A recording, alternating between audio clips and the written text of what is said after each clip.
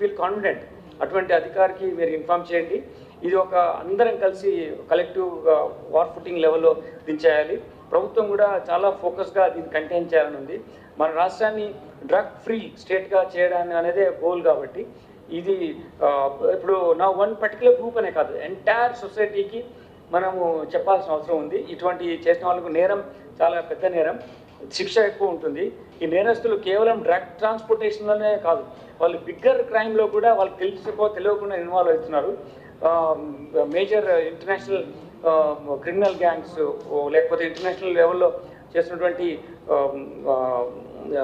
Terrorist gangs కూడా connectivity ఉంటుంది. కాబట్టి ఇటువంటి వాళ్ళ చిన్నపిల్లలు కూడా దీనికి అలవాటు పడిపోయి వాళ్ళ మంచి భవిష్యత్తు పాటు చేసుకుంటారు. కాబట్టి స్కూల్ స్టూడెంట్స్ కానీ డిఫరెంట్ ప్రొఫెషనల్స్ ఎవరు ruin their entire career, entire life, family room అయిపోయినాయి. ఇవన్నీ మనం బాధ్యత తీసుకొని పేరెంట్స్